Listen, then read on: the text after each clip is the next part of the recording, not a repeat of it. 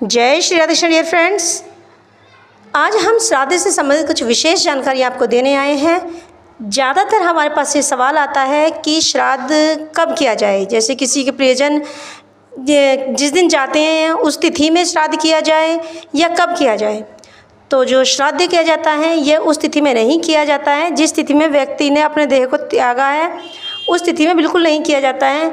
जिस तिथि में अंतिम संस्कार किया गया है उस व्यक्ति का, उस तिथि में श्राद्ध किया जाता है। और एक बात ध्यान रखें कि तिथि का खास विशेष रहता है इसमें।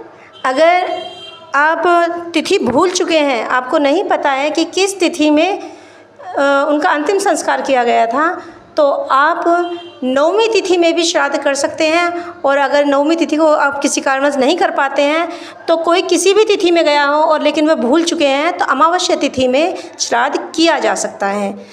सभी भूले बिछड़े जो पितृजन होते हैं उन सब के लिए जो श्राद्ध किया जाता है वह अमावस्या तिथि में किया जाता है।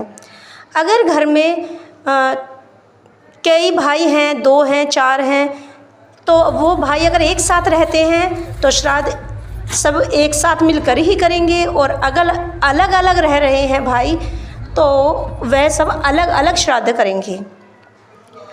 और एक बात ध्यान रखें, जो श्राद्ध किया जाता है वह दोपहर 12 बजे किया जाता है, क्योंकि पितरों का जो समय होता है दोपहर 12 बजे का समय होता है। और जो भगवान की जो पूजा होती है वह दोपहर 12 बजे से पहले की जाती है। श्राद्धों में भगवान की पूजा करने की कोई मनाही नहीं है, आप भगवान की पूजा कर सकते हैं। श्राद्ध पक्ष में इतना ध्यान रखें कि जब आप श्राद्ध करें तो उसमें गाय का भोजन निकालें और ब्राह्मण भोग जरूर दें, यानी कि ब्राह्मण को खाना जरूर खिलाएं। हो सके तो ब्राह्मण को अपने घर ही बुलाकर खाना खिलाएं। ब्राह्मण को कभी मंदिर में जाकर थाली नहीं देनी चाहिए, अपने घर बुलाकर ही ब्राह्मण को भोजन कराना चाहिए। ब्राह्मण को जब आप भोजन कराएं तो जो उसको दक्षिणा देते हैं कभी उसके ऊपर 1 रुपया रखकर नहीं दें। इसमें जो आप दक्षिणा देते हैं उसमें 10, 20, 50, 100, 200, 500 आप इस तरह से दे सकते हैं। जैसे आपकी यथाशक्ति है आप ऐसा दान कर सकते हैं।